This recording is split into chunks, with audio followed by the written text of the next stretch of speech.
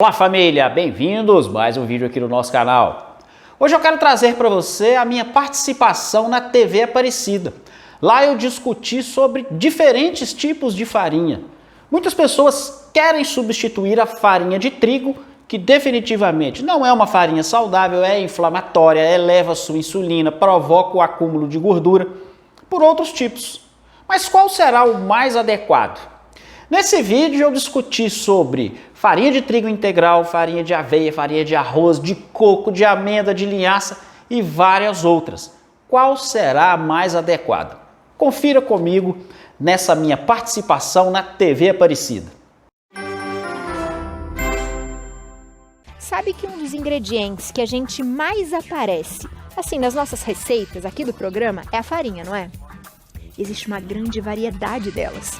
Para entender melhor quais são os melhores tipos de farinha para a saúde, para a gastronomia, eu recebo aqui no nosso estúdio o fisiologista ortomolecular, bioquímico e especialista em longevidade, Dr. Moacir Rosa. Seja muito bem-vindo ao nosso programa, doutor. Prazer é todo meu, muito obrigado pelo convite, é uma satisfação estar aqui. Que bom pra gente também. Quando a gente vê, que o senhor já é especialista, vou passar aqui na frente, de longevidade, significa que o senhor vai dar dicas para que a gente viva bem, com saúde, por um bom tempo. Mais e melhor. Ai, que maravilha. A gente fala muito na gastronomia aqui, doutor, sobre as farinhas. E hoje em dia a gente tem muitas pessoas que já têm uns probleminhas, não posso com farinha, não posso com o trigo, né? E aí as pessoas estão descobrindo as farinhas que já existiam, não é? Sim, sim. É bem isso que funciona? Bem isso. Já existe uma variedade, hoje cada vez o preço vem caindo, né? Que isso eram produtos muito caros. Muito caros. Hoje nós já temos acesso a esses produtos num preço bem mais acessível. E a farinha de trigo, ela invariavelmente precisa ser substituída porque o trigo que nós utilizamos hoje é muito diferente daquele trigo bíblico. Ele tem hoje 20 vezes mais glúten, que é uma proteína muito inflamatória e que vai trazer problemas, mesmo que a pessoa não sinta nada no longo prazo. Então, essas opções mais em conta são muito interessantes para o uso aí na culinária. E eu acho que você começou muito bem, doutor, porque a gente ouve muito isso dos nossos pais, dos nossos avós, mas minha filha a vida inteira fez as coisas com farinha de trigo. Sim. Não fazia mal nenhum, mas não é a mesma farinha. Não é. Ela mudou. Ali nos anos 60 foi a grande transformação do trigo. Houve uma grande praga nos Estados Unidos e as lavouras foram devastadas. Então, por cruzamentos genéticos, eles chegaram no trigo anão. O trigo eram hastes altas, hoje o trigo é baixinho. E esse trigo anão, resistente a pragas, tem 20 vezes mais glúten. Então, ele é infinitamente mais inflamatório do que o trigo original. Aquilo que eu sempre falo, se ele é resistente à praga, se praga não come, tem alguma coisa errada, tem algum problema. A gente está fazendo errado. Então, infelizmente, hoje o trigo é muito inflamatório e volto a insistir. Porque muita gente fala, mas eu não sou celíaco, eu não tenho doença celíaca, então eu não tenho problema, eu não tenho sintomas. Mesmo que você não tenha sintoma, ele é inflamatório, gera uma inflamação que nós chamamos de inflamação subclínica.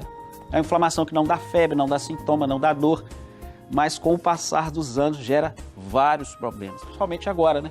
Nessa pandemia, que é uma doença inflamatória, que a fase grave é exatamente a tempestade de citocinas, e alimentos inflamatórios tendem a agravar mais os quadros. Então, mais do que nunca, é preciso ter opções mais saudáveis de farinhas. O que você trouxe pra gente?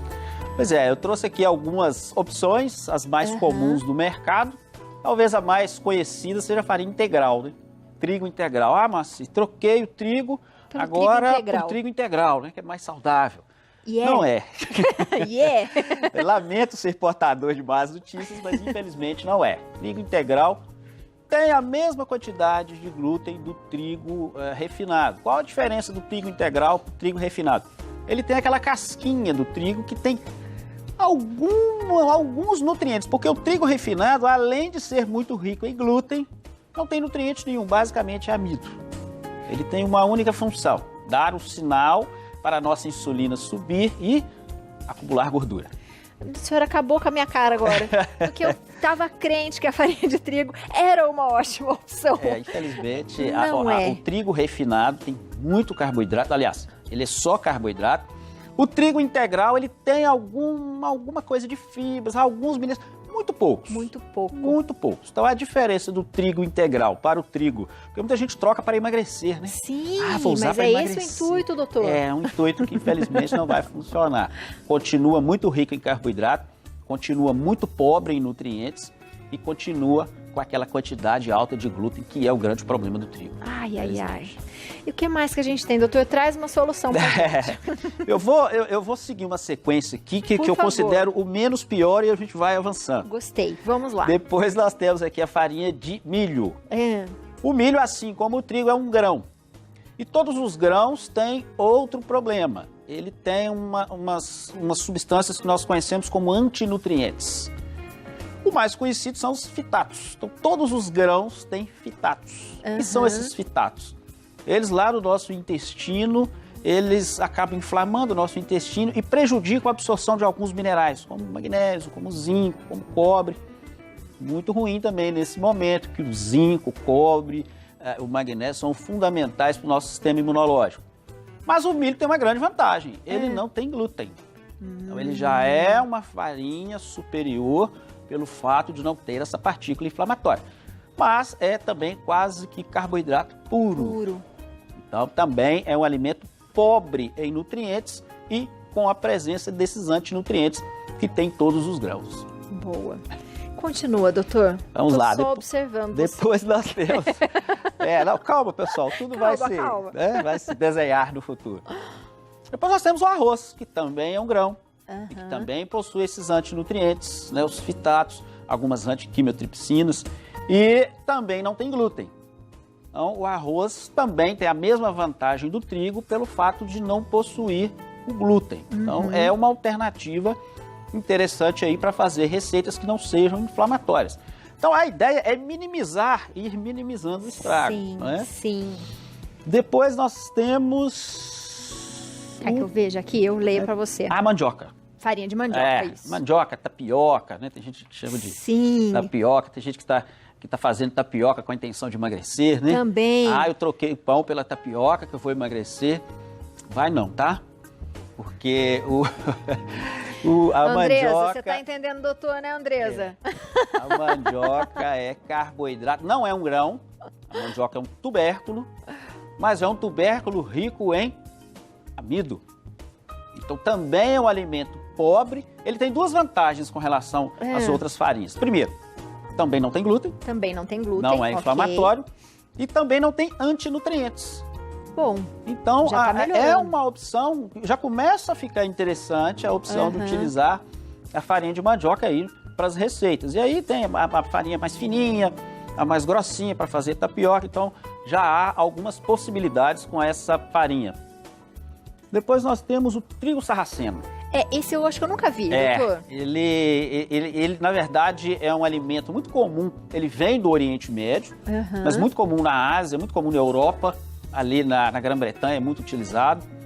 Ele, na verdade, não é um grão, ele é uma semente. Ele não tem nada a ver com trigo, ele não é nem parente do trigo, ele é parente do ruibarbo, que é uma planta muito utilizada para o intestino. Mas... já é um alimento mais rico, ele já tem uma quantidade de proteínas, de fibras, já é um alimento mais interessante, não tem glúten, a quantidade de antinutrientes é menor, então já começa hoje se encontra com uma relativa facilidade o trigo sarraceno. Aí eu não sei aí se cabe bem nas receitas, se fica legal. Apesar de eu ser cozinheiro de final de semana, farinha não é muito meu forte. Mas é interessante, já é um alimento mais rico. Certo. Depois é a aveia, né? Isso. É a aveia. Aveia. A aveia já começa, depois do trigo sarraceno, a riqueza de proteínas, riqueza de gorduras saudáveis, gorduras boas. Mas a aveia é um grão. E ela tem dois poréns, isso é muito importante que nós vamos falar aqui. A maioria da aveia que se vende no supermercado, a aveia não tem glúten. Mas ela vem contaminada com glúten por contaminação cruzada, porque ela usa os mesmos silos do trigo, a mesma transportadora, os mesmos moinhos, então ela se contamina com glúten. Então, muita atenção. Vai comprar farinha de aveia ou aveia, vê lá na caixinha, sem glúten. Tem que estar lá sem glúten. Tem que estar escrito sem glúten. Sem glúten. A aveia já é um alimento bem mais rico. Por ser um grão, tem antinutrientes e é um destaque para a avenina e para as lectinas, que promovem uma inflamação, sim, principalmente se for consumido em excesso, no nosso intestino. Mas também tem moléculas interessantes, por exemplo, a beta-glucana, que é uma molécula muito interessante para diabéticos. Reduz a resistência à insulina, então ela já começa ali a ter um lado negativo e um lado positivo. Então, um equilíbrio. Um equilíbrio. Boa. Bem superior ao trigo. Muito superior. Muito superior. Ela tá ficando boa aqui no... Tá melhorando. Tá melhorando. Essa outra é de coco, isso? Bom, agora já começa essas últimas farinhas realmente interessantes. O coco é um alimento muito rico, não é um grão, não tem antinutrientes, não tem glúten e é riquíssimo em gorduras de qualidade, principalmente os triglicerídeos de cadeia média. E aí um destaque para o ácido cáprico, capróico, caprílico, ácido láurico. Esses triglicerídeos de cadeia média são energéticos por natureza, mas não se acumulam no nosso corpo. Então eles geram energia sem provocar o aumento de peso. Olha que interessante. Parabéns para o farinha de coco! Tá ganhando. Que legal. Fora a presença de fibras, né? O coco tem muitas fibras e essas fibras são importantes também lá no nosso intestino, porque elas geram os triglicerídeos de cadeia curta, que são alimentos para o nosso intestino, para os enterócitos do nosso intestino. E o intestino, pessoal, a gente está falando muito de intestino aqui, ele é responsável por 80% do nosso sistema imunológico. Está todo mundo preocupado em reforçar o sistema imunológico? Cuidem dos seus intestinos. Não consumam, evitem o máximo de consumir farinha de trigo, pelo menos nesse momento. Pelo menos nesse momento. Porque inflamar o intestino é muito ruim para o nosso sistema imunológico. E quais são as maiores consequências disso acontecer, doutor? Em relação à nossa saúde. Hoje nós sabemos que os orientais já sabem disso há milhares de anos, né? O intestino ele é um órgão nobre na medicina oriental.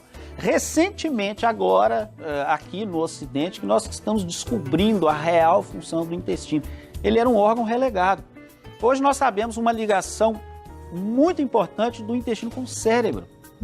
É no intestino que é produzida a maioria dos neurotransmissores, principalmente aí um destaque para a serotonina. Então é lá no intestino, são as bactérias positivas que não são maltratadas com antinutrientes, essas bactérias que convertem o triptofano que vem da dieta em 5-hidroxitriptofano e aí em serotonina. Então se você não tem uma flora muito bem cuidada, essa serotonina não será produzida e vai gerar ansiedade, a síndrome do pânico, a depressão. Vários casos de depressão têm origem lá no intestino. E agora que está sendo descobertas essas questões e tem que tratar o intestino, tem que desinflamar o intestino. Fora a importância desse órgão para o sistema imunológico. Para o nosso humor, para tudo. Para tudo. Intestino, cuidar bem do intestino é saúde. Com certeza. E essa próxima aí, é linhaça? Essa é? É a linhaça. A linhaça também é uma farinha muito interessante, também muito rica, muitas proteínas, muitas gorduras de qualidade. E aí um destaque para o ALA, que é o ácido alfa-linolênico. Esse ALA, lá no nosso corpo, ele é transformado nos dois principais ômegas 3, né? O ácido eicosa-pentaenoico e o docosa-hexaenoico. Então esses dois ômegas são anti-inflamatórios. Isso é muito importante nesse momento que estamos todos inflamados e estamos aí à volta com uma doença inflamatória. Então esse ALA é muito importante, muita proteína, não tem glúten. Agora, aí uma dica muito especial. Esses óleos, diferente do coco, que são óleos mais estáveis, esses óleos da linhaça se oxidam muito fácil. Eles têm uma oxidação muito fácil. Então é interessante não comprar esse óleo, essa farinha pronta. É interessante comprar a linhaça, fazer essa farinha em casa, e aí bater no liquidificador, no mixer. É muito simples, bate no liquidificador, no mixer, depois vem com a peneirinha, vai peneirando para ficar bem fininha. não armazenar por muito tempo, para evitar essa oxidação. Como que a gente tem que guardar as farinhas? Bem vedadinha, né? Bem vedada. Bem vedadinha. No caso da linhaça, eu recomendo até que você coloque em geladeira. Geladeira. Para diminuir essa oxidação. E usar o mais rápido possível, né? Fazer a quantidade ali para a receita, para o prato que for utilizado, para evitar essa oxidação. Mas é uma farinha muito interessante. E eu já vi algumas receitas aí no Instagram de pães, de bolos. Sim, tem muita coisa. Massa de pizza, tem tudo com linhaça. E agora, o problema é que à medida que nós vamos avançando, o preço também sobe um pouquinho. É isso que eu ia falar. Vai ficando carinho, doutor. Vai ficando um pouquinho mais caro. Então, se a gente manter um equilíbrio, a gente já consegue começar a melhorar. Vamos melhorando aos poucos, né? Aos poucos. Essa última é o quê? Amêndoa? Amêndoa. A amêndoa, na minha opinião, disparadamente, é a farinha que nós temos aí das populares. Existem várias outras. A mais rica. Né? As nozes e castanhas são muito importantes, pessoal. Principalmente agora. Nas nozes e castanhas aí, um adendo para a amêndoa, mas também nas outras, na castanha do Pará, na castanha de caju, a presença de gorduras de qualidade, principalmente as gorduras antioxidantes.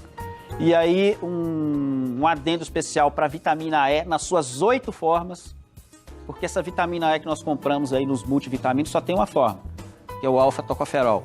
Aqui são 4 tocoferóis e 4 trienóis, então é a forma mais rica da vitamina E. Né? Nós temos também muitas proteínas de alto valor biológico. Também é interessante fazer na hora. Também evitar de comprar também. São óleos que se oxidam muito fácil. O ômega 9 está presente aqui. E o ômega 9 ele se oxida muito fácil. Que é o mesmo óleo do azeite, né? O ácido oleico. Ele se oxida muito fácil. Então é interessante comprar a amêndoa e fazer como na linhaça. A mesma coisa da linhaça. Bater, né? Bater. Guardar na geladeira. Muito cobre, muito magnésio, muito zinco. Elementos essenciais para superóxidos mutáveis, para todo o processo de combate imunológico que nós precisamos tanto nesse momento. Então, gente, vamos fazer um equilíbrio em casa. A gente sabe que essas farinhas, essas últimas... Essas pra cá, as melhores, né? São as mais caras. Daqui a pouco a gente acredita que isso não, né? Isso vai diminuir, se Mas Deus diminuiu quiser. muito o preço. Já Era diminuiu, muito né, caro. doutor? Diminuiu. Mas a gente faz esse equilíbrio e vai fazendo em casa, vai evitando um pouco, vai se cuidando, né, doutor? Porque a gente merece. Olha quanta diferença os alimentos fazem na nossa vida. Doutor, eu adorei. Quero que o senhor volte a falar de várias outras propriedades pra gente, ensinar a gente a ter uma vida boa, com qualidade, não é? Se cuidando. Seja muito bem-vindo à nossa casa, viu, doutor? Muito obrigado. Foi um grande, um enorme prazer estar aqui com vocês. Compartilhar um pouquinho, né, do conhecimento que eu acredito que pode ajudar muitas pessoas nesse momento que nós estamos vivendo. Com certeza. E você de casa, aproveita, segue o doutor no Instagram, viu, minha gente? Entra no site, no YouTube, o doutor coloca muitas dicas lá. Então, olha, o site é dr de doutor Moacir, com i mesmo.com.br, o YouTube também Dr. Moacir Rosa, o e-mail drmoacirrosa@gmail.com e o Instagram é @moacir_, que é aquele tracinho embaixo, rosa1. Que ele é o número 1 aí, ó, para dar a dica para você. Doutor, seja sempre muito bem-vindo à nossa casa, viu? Obrigado. Qualquer mídia social que digitar Moacir Rosa, eu apareço em primeiro lá. Vai ser fácil achar. Então pronto, vai achar o doutor rapidão.